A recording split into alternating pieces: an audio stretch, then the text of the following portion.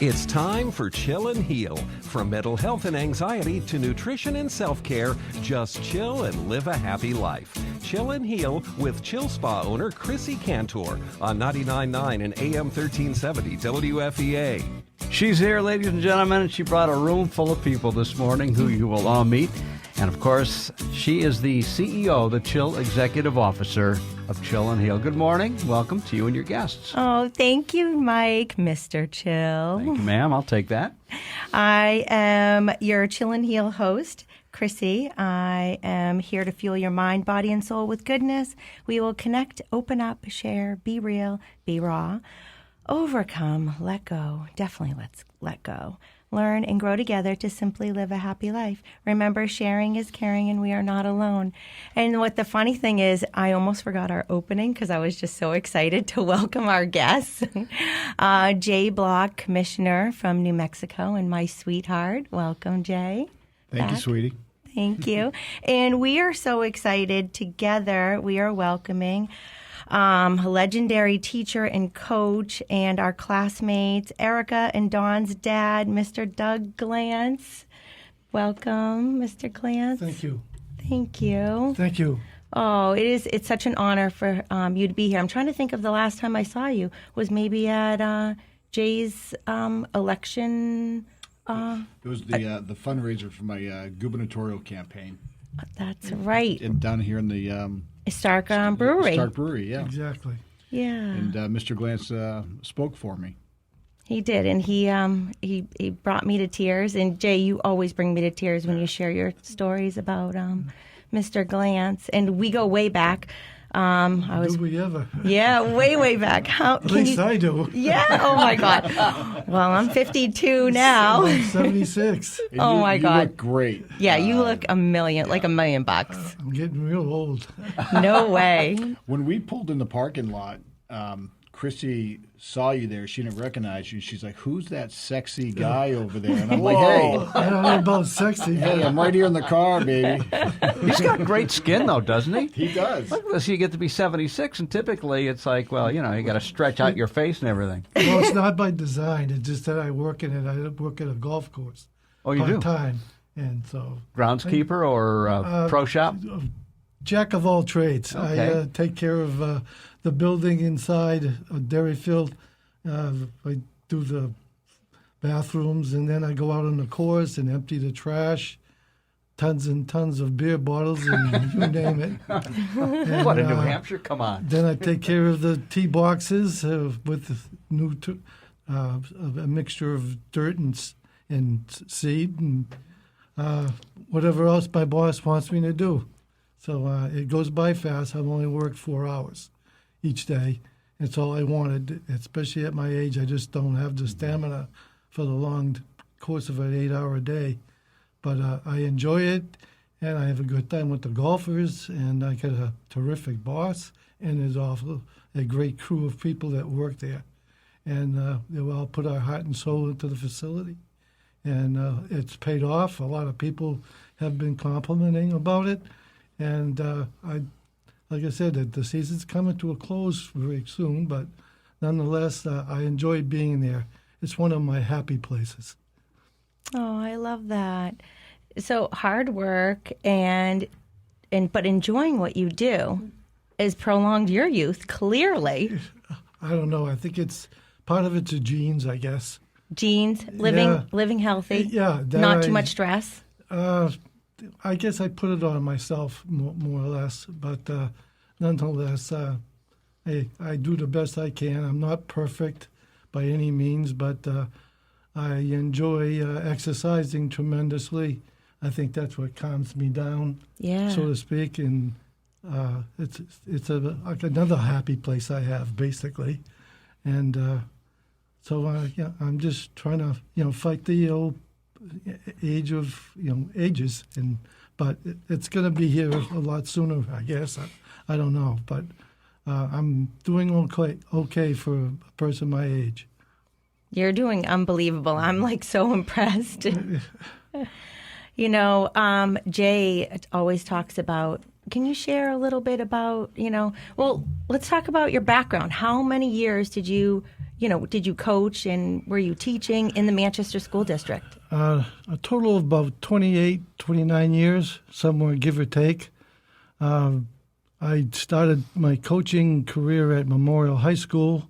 I did boys track and cross country, and then I left that position at Memorial and went to the grammar schools and became the director of elementary PE. And from there, there was a slot opening at Central, and I took it, and that's my alma mater, and I enjoyed it. I had some great kids, and we had a lot of fun. But there were times when, I had to put my foot down and say, hey, you want to compete on a certain level? Well, you got to work for it. And from there, we had a very successful program. And you got to have the kids, but now the program's almost distinct, so to speak. The interest is really not there. But I was coaching. We really went after kids in phys ed and said, hey, what do you do for a sport? Nothing. I said, well, how about trying, cross country? Kids enjoyed cross country more than the track and field. You're in one position, one place all the time.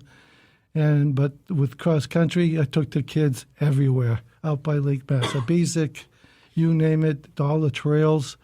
And I had a scooter so I could stay with them, because otherwise they would have left me way back. And there was a time out by the Boy Scouts of America off, what was it? I can't think of the name of the road, but that was a beautiful place, and it was a safe place for the kids to run.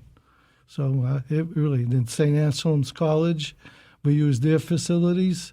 So we went along a lot of places around this area, but when we were getting ready for competition, I took them all over the place. So we went to Long Island, had a great time. It was a great event that they ran in. We took the ferry across I forgot what the heck they called, Autodome Point, I think it was called. And it was a beautiful place, but the course separated the men from the boys. And the kids loved the challenge of it. It was similar to Manchester Derryfield Park. But it's it basically my background as far as I was born and brought up in Manchester, lived out by Lake Massabesic, couldn't find a better place to grow up. It was out of the city limits, so to speak. And from there, I went to Youngsville School. Grammar school, grades 1 through 8, which I would have hoped that Manchester never aborted that level of education. They had middle school and stuff, and I think that created a lot of problems for our city. But then from there, I went to Central High School. We started at Memorial High School, 1970, when I got out of Plymouth State College. And I spent 13 years there, and then here again, another position open at Central. The cross-country coach left, and so I put my name in, and I got a teaching job there as well, which I feel is very important to get to know the kids academically, and also what kind of level of experience they had. And from there, when I was at Memorial, I went to Boston University to get my master's degree in recreation, and from there, I'm trying to think now. You've impacted hundreds and hundreds of lives. It's just I enjoyed my career in education and also coaching, and I don't know if he remembers. I gave the kids a yearbook that I compiled, and I think it really improved more on it as time went on. It was really a time sake for the kids for the rest of their lives. They can show their kids, and they really, really enjoyed it. So, but it was a lot of time and effort, but it was worth it. Kids were so appreciative of it. And the competition, we held our own for the number of years I was coaching at Central, and we were a foe that you had to contend with, and I was proud of that. And like I said, I enjoyed it all from during my career. I have 2 daughters, Erica and Dawn, who I'm extremely proud of. They're sweethearts. And they're doing very, very well. I never thought they would be in sort of scratching the surface of the medical field, and both of them are in separate facilities. Erica's in Massachusetts, and she's a surgical tech at the Leahy Clinic, and Dawn is right down here on Kosciuszko Street at Apple Therapy. And like I said, I couldn't have had you know, 2 great daughters, and I got my wife is truly the love of my life. We met in high school, my senior year. Up until my senior year, girls were out of the picture, and but finally I had to say, well, that girl looks very, you know. She looks great. Yeah, She's the one. Yeah. So we've been together. It will be, 54 years come September 14th. Oh, my gosh. Happy anniversary. You know, we dated 3 years, and so that's 57 years we're still together. So we bump heads, but you just, you know, shove it off, and, hey, we're human beings, and we work things out. And she's the brains of the family, and I have to say, I'm so happy both my daughters got her genes. Aww. You know, your genes, your heart, your soul. I mean, your whole family is beautiful. I remember way back when I was a kid, and I went to school with Dawn and Erica, and they're the nicest. Yeah. They're so sweet, and always seeing you and your wife together. Yeah. Forever. I mean, being a Manchester native. Yeah, So she followed beautiful. up, you know, me when I was coaching, but actually Erica and Don as well. And I guess we competed in some big races in the state. And there's also Connecticut and Rhode Island and Vermont and Maine. So it was, looking back, we had a huge invitational, over 2,000 kids at Derryfield Park. Jay will know. He ran in it, competed in it, and I was very proud of that. I worked with a real great guy as a coach, a very successful coach, Joe O'Neill, and between him and I, we worked really well together. We fed off each other, and we took certain responsibilities, and it just made the event. The kids loved it. We had music at the that big, what do you call these little buildings at, well, it's still there, but nonetheless, it was a real fun event for the kids, and also a very competitive when it came time for the bigger races. So basically, you know, I don't know what else comes popping into my... Oh, my gosh. Yeah. Oh, a wealth of knowledge. And the Yeah. good guys, Mr. O'Neill Yeah, and Mr. Glantz, Yeah. and the impact you have made on our community. Students, fellow students, Jay, and coworkers, and so many people. And raising 2 unbelievable ladies that are impacting the world as well. Exactly. In our healthcare, and we need our great healthcare Yeah. providers. Getting you know? back to the cross-country aspect with Jay, when he showed up one day to join the team, I don't think he had a lot of experience, but I just looked at him and I said, this guy could really, because he was so tall and lean, and he had a stride that was unbelievable, and I just said, I wish I had more time, because I think after his junior year, he left Central and moved to where, am I correct? In my senior year. Yeah, senior year. Yeah. And then after that, I never saw him again until when I read the newspaper, one of the first things I read is the obituary, making sure my face isn't in there. But I saw this Mrs. Block, and I said, oh, my God. I kept reading, and I saw Jason, I said, and it was down at the Doubletree Hotel. And it was a cold day, because I walked from there after my workout. And So I went on into the building, and there was he in his uniform. He looked like unbelievable. He filled out that. I was so proud to see him because, like I said, 20 some odd years, he became a lieutenant colonel. And I'll tell you, I was just so pleased for him. And it was just a great thing to see him, and especially decked out on all his military wear. So that was a first time like I said, 22 years. He's a grown man. And then I get a call from him.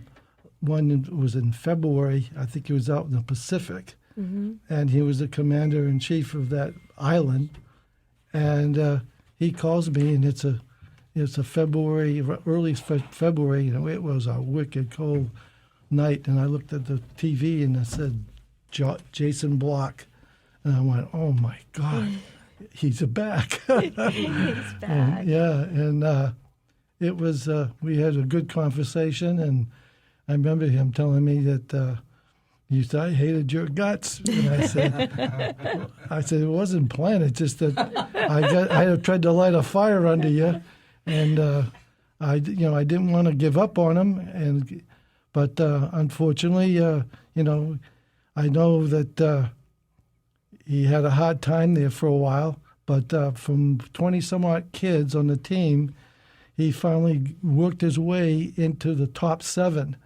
And so if I had him for a few more years, he would have been a force to be reckoned with, and it just didn't happen to be. But I would have been a general. Yeah, well, I asked him, when are you going to become a colonel? The only thing I really, disappointed in was when he was retiring from the service life. He wanted me to come out and for his, retirement thing, and I had a commitment, a strong commitment, and I just couldn't do it. And unfortunately, it just, that's the way it was at that moment in time. So, like I said, it's good to see him back in the area, and then living out where he lives in Albuquerque. I went to a school in New Mexico. It was Las Vegas, not Las Vegas, Nevada, but because this was. Well, I went out there for 2 years to play college football, and then I left there and came back to New Hampshire.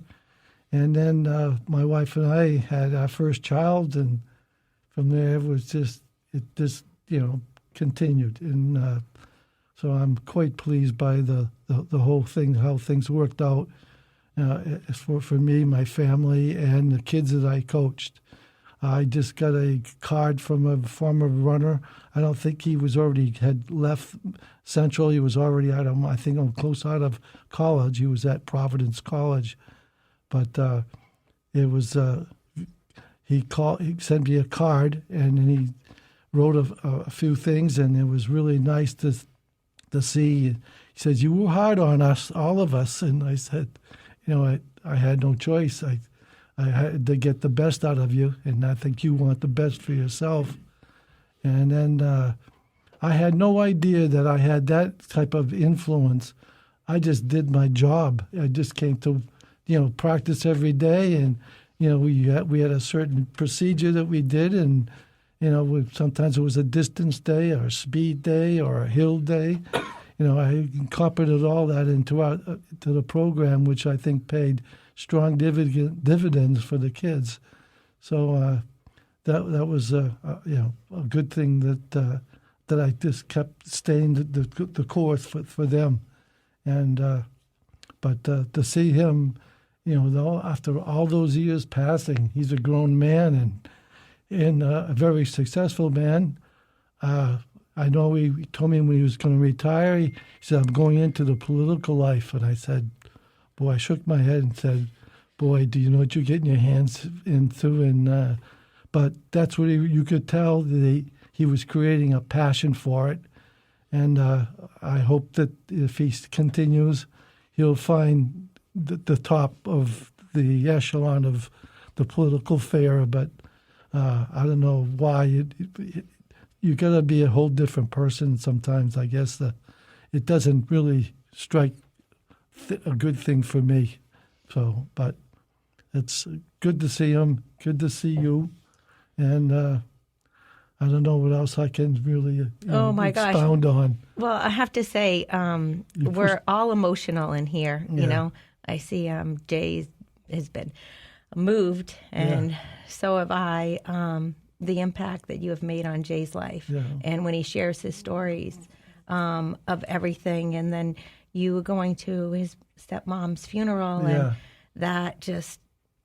He's like, gosh, he really cared. He Yeah. really, really cared. And the tough love that you give the kids. And it's about doing your job and doing the right thing. And that's what you've been doing all these years. And we need more of that, Yeah. especially right now, Yeah. to do the right thing, to really ground our children and give them a great foundation. And it's hard to give them lessons. You know, I'm like, don't we all want our kids happy? Well, sometimes we can't be giving them all that sugar and all that, you get that TV right. and so forth. So we need to give them a kick in the butt. And I know you've been the best coach because he's an incredible man, and so honored to be with him.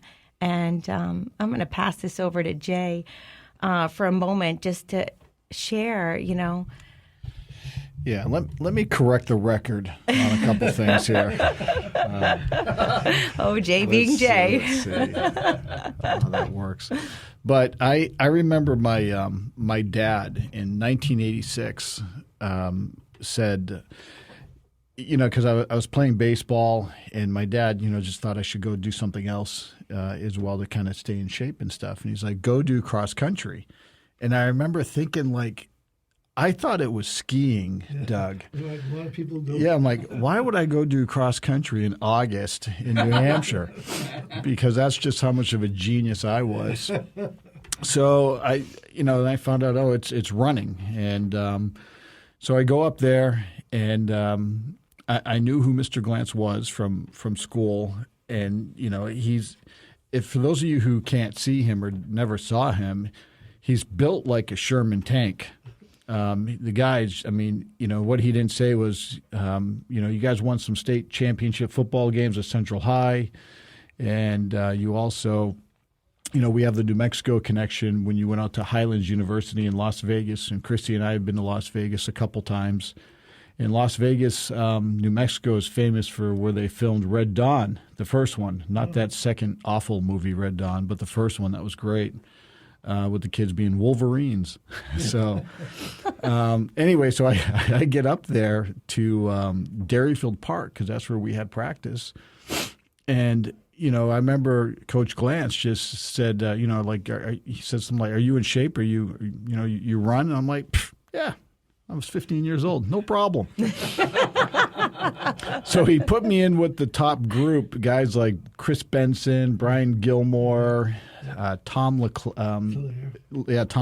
I think, and a couple other guys. And I just got my butt kicked. And I remember you were just very intimidating, and you were not too thrilled with my first practice.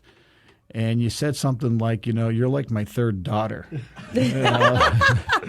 So I got home on Central Street, and I remember telling my dad, and I'm like, that was not fun. This guy's a real son of a, you know, and I was so sore, and I went up and soaked in the tub. I remember it to this day in August 1986 when I was 15 years old. And I remember thinking, like, I'm not going to quit. I'm not going to let this man get the best of me. And I absolutely despised Coach Glantz because he just kept being hard and hard and hard on me, just like would not, you know, really what I felt give me a compliment to just say, you know, you're really special, Jay. You're really, really special.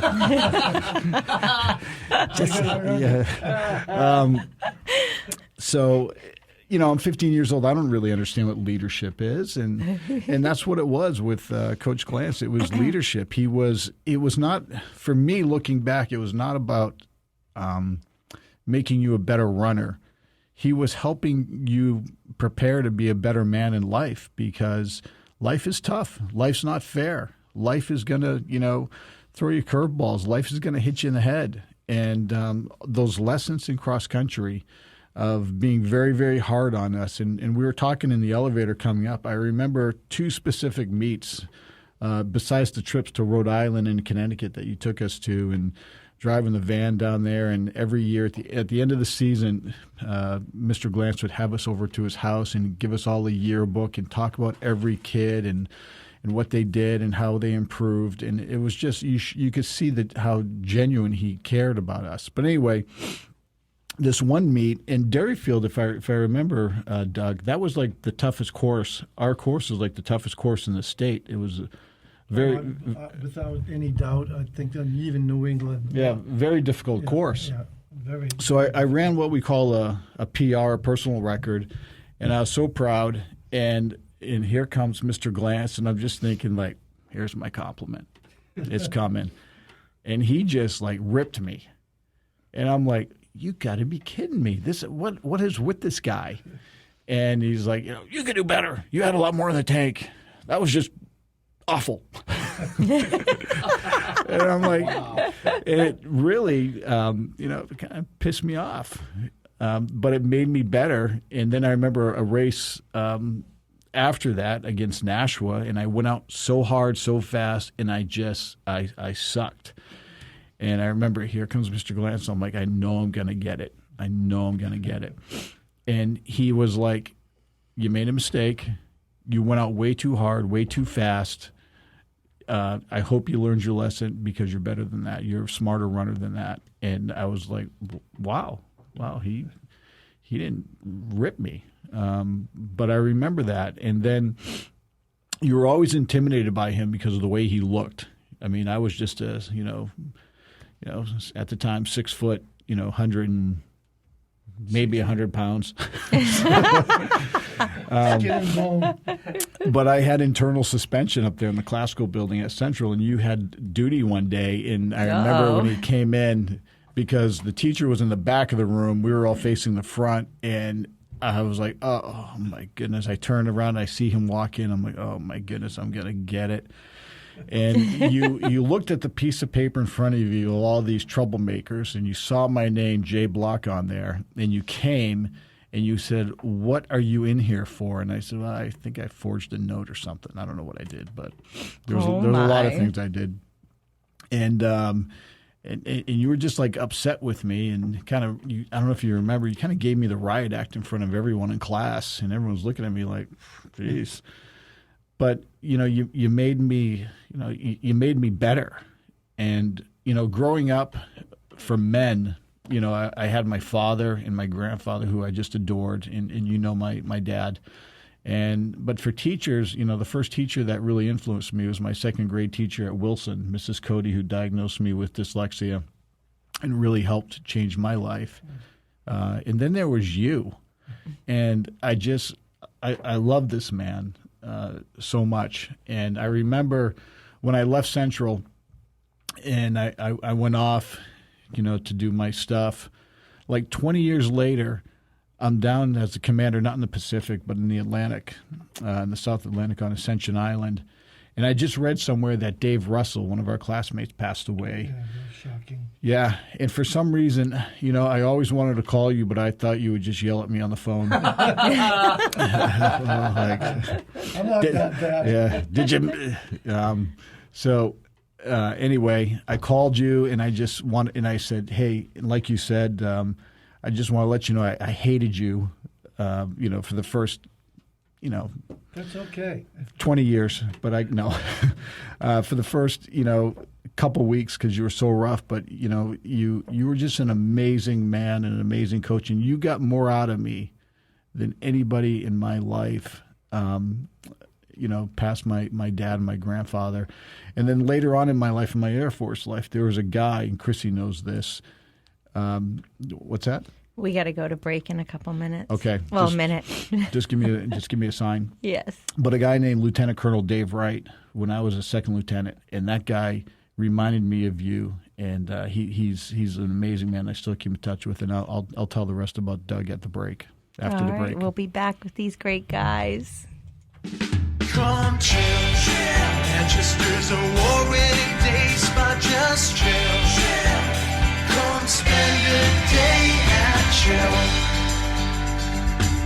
Escape the stress of your everyday life. It's good for the mind, body and soul. A boutique spa with all the luxury of a resort. Look chill, feel chill, be chill. Let our talented staff make it fabulous. From couples massage to facials, spray tanning and hair design. We got so much more. Come chill, Manchester's award-winning day spa. Just chill. Come spend a day at Chill. Online at chillspa.com. More than ever before, it's important to take care of your well-being and fuel your mind, body, and soul with goodness. Tune in Wednesdays at 9 a.m. for Chill and Heal with Chill Spa owner Chrissy Cantor, the Chill Girls, and special guests sharing experiences and expert advice on how to keep it simple. Just chill and live a happy life. They'll dive into a variety of topics, from mental health and anxiety to nutrition, self-care, and tips on how to look and feel good every day. Chill and Heal, Wednesdays at 9 a.m. on 99.9 and AM 1370 WFEA. We get busy with our day-to-day lives. Chill Spa wants to remind you to take time for you. Making clients look and feel their best is their mission. Chill Spa is here to treat your body, calm your mind, and soothe your soul. Chill specializes in luxurious facials, face and body skin tightening, and cellulite solutions, skin and body contouring, makeup, hair, and nail care, spray tanning, and more. Book your chill time today. 1224 Hanover Street in Manchester. Online at chillspa.com. Chillspa.com. Now, back to Chill and Heal on 99.9 and AM 1370 WFEA. We're back with Jay Block and Mr. Glantz. Thank you, Chrissy. Thank you. Can you hear me okay? I can. Okay. Well, anyway, so I reconnected with you after about 20 years in 2008, 2009 when I was the commander on Ascension Island. And then I didn't talk to you for a couple years. And then when he showed up at my mother's funeral, I'm like, geez. Yes, I just thought that. Yeah. Oh, you got to speak up. I just thought it would be great to get to see you and and pay my respects to your mom. I understand, correct me if I'm wrong, she was She was in the Marine Corps. She was one of the first female drill instructors in the United States Marine Corps, and try living with that. I had to deal with her and you. You should have been all ready for Mr. Glantz, though. Yeah, absolutely. So, but after that, we in 2012, 10 years ago, we kept in touch, and I remember your daughter, told me you were in the hospital for a heart issue, and I called you in the hospital room there, and. We've gone out to breakfast a couple times, and when I was running for governor, we had our fundraiser back here. I mean, I wanted you to be there and be a part of that, and that was special to me. And I think what I'm trying to say is, I think we all have these people in our lives that are very, very special. There was, my second grade teacher, Mrs. Cody. Then there was, Coach Doug Glantz, Lieutenant Colonel Dave Wright. I've met so many, incredible people that have influenced my life. During the governor's race, one gentleman, Neil Heiss. Love Neil. I just think the world of Neil. And, getting into politics, which you can't seem to understand why I would do that. Yeah. And people are like, man, geez, Jay, you've been through the ringer. You get treated like crap. They say a lot of things about you. And I'm like, you know what? You never ran for Doug Glantz.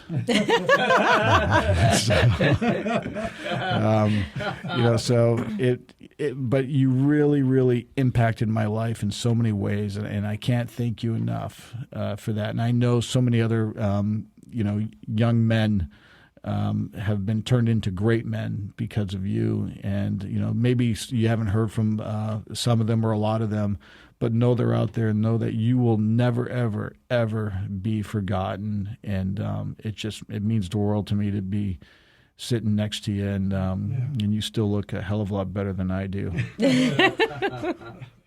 We need to start lifting. Yeah, I mean, look at his guns, man.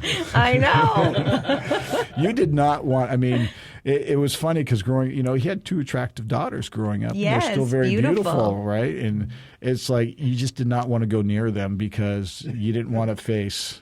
Mr. Glantz. You didn't want to face Mr. Glantz. So for Erica and Don out there, you probably would have had a lot more dates if it wasn't for your father.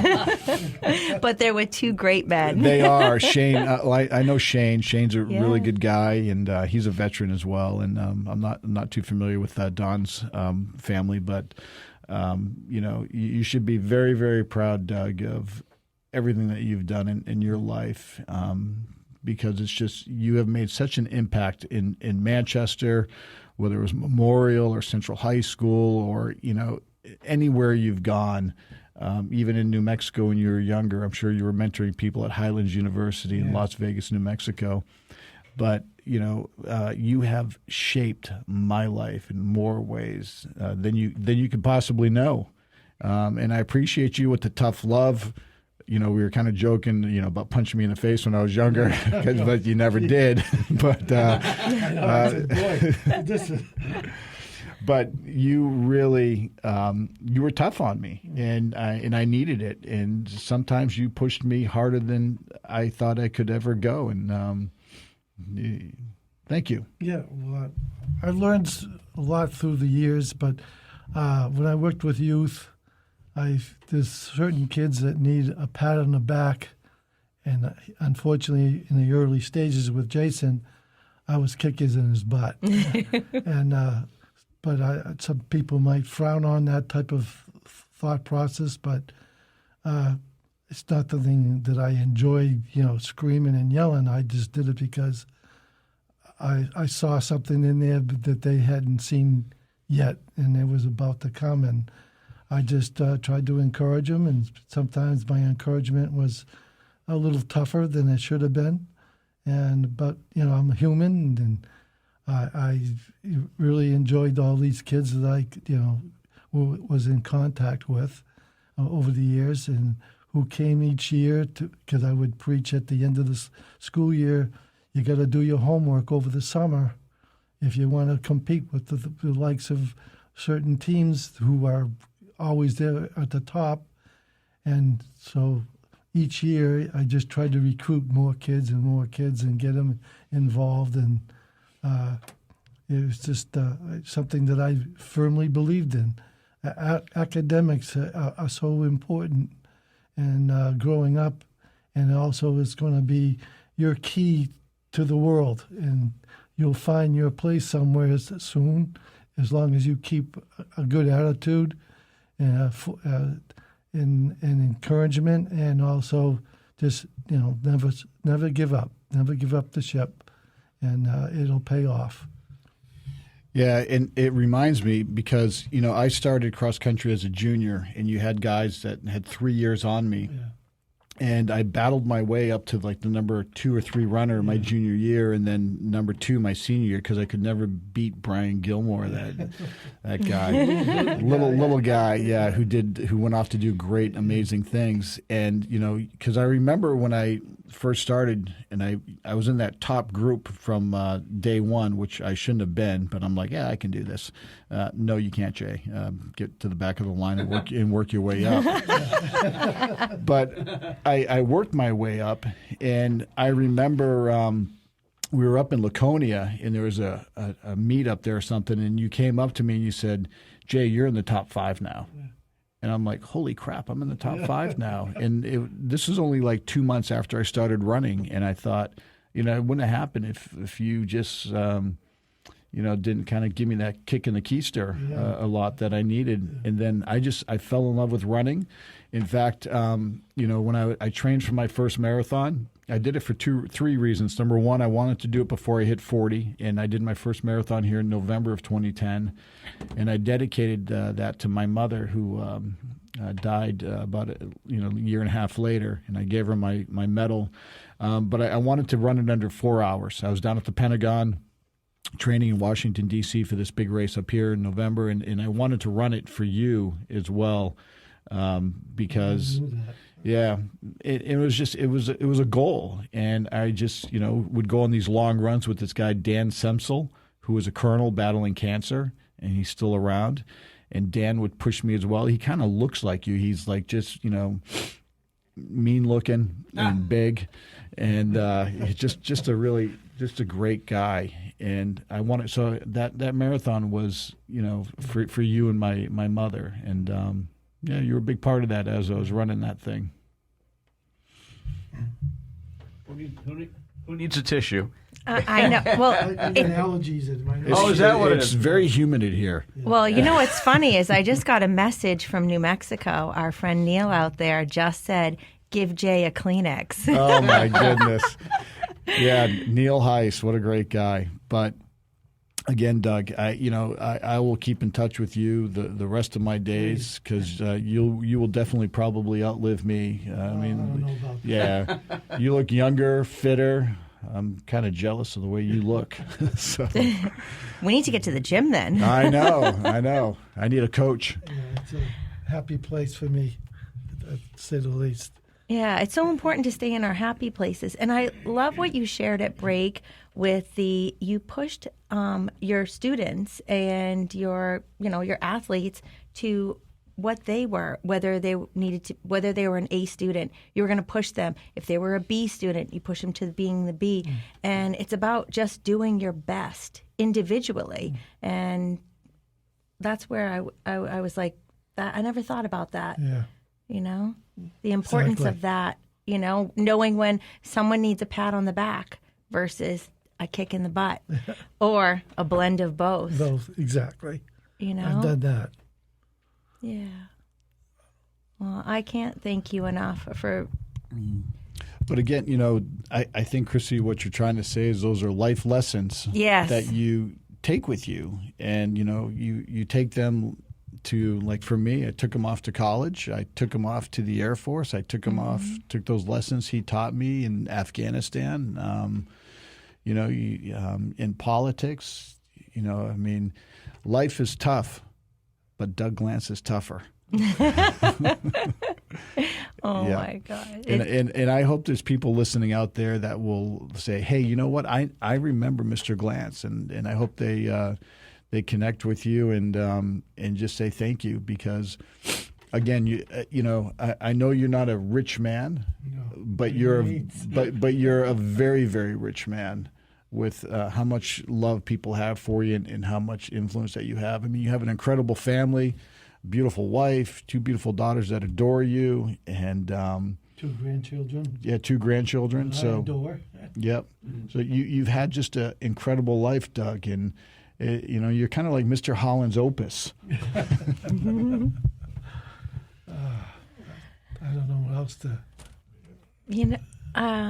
How do you want to be remembered? Not that you're going anywhere, but when you think back,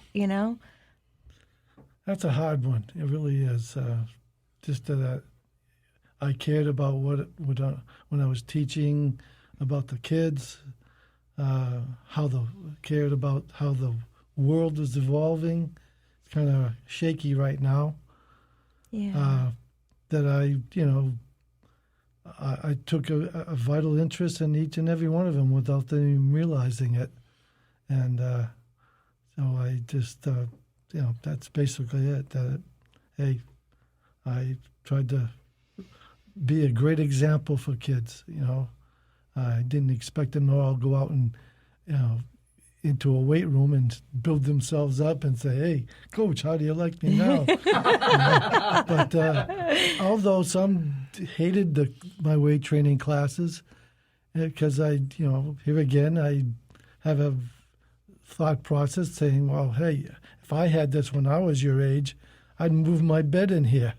It just I enjoyed it, and then I had kids I would meet in a grocery store or retail store, and they'd say, "Hey, Mr. Glantz, I'm really thankful. I didn't like it at all at the beginning, but now I'm really involved in it, and it's made a big change in my life." And so that was good to hear. So hopefully there are many more like that were like that. So So what is how important do you think it is for older men, or adult men to teach young men? How important is that to you?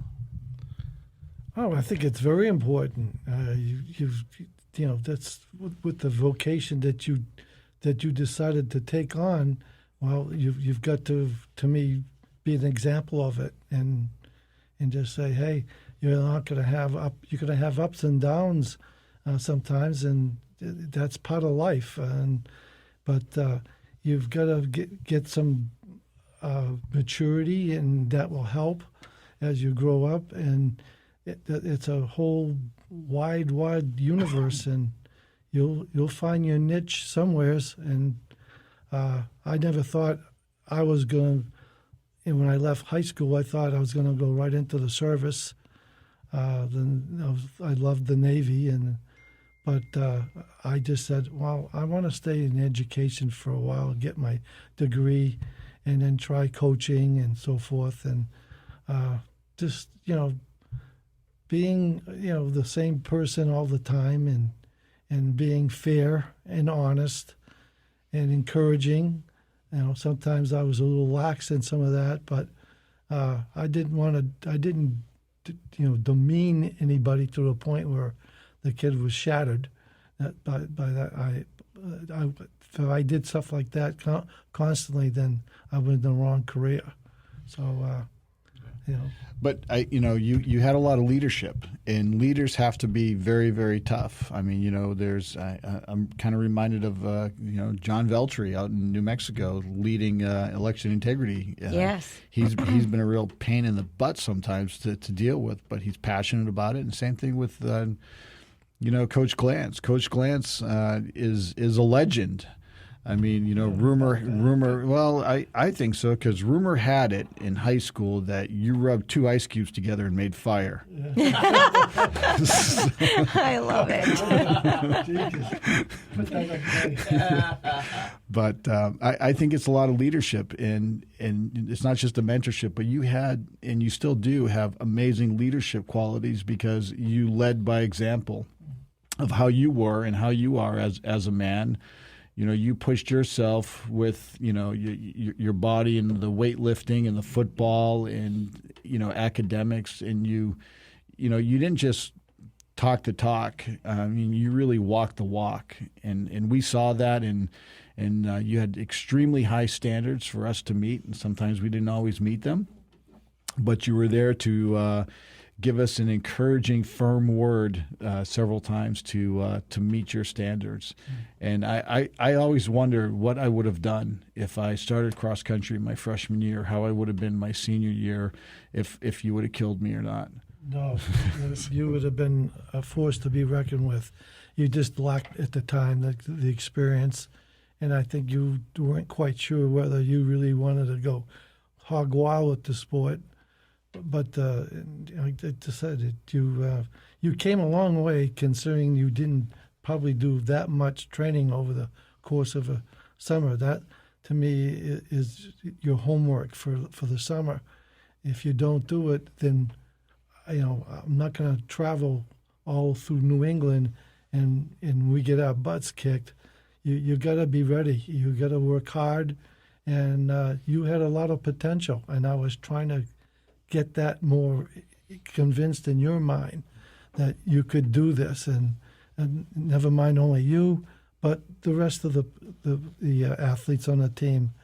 And it's something that's important that I felt that I basically wasn't crazy about school. When I first went to high school, it was overwhelming for me, and then I just said, what am I going to do if I don't start my education now and get it, and keep working at it as best I can?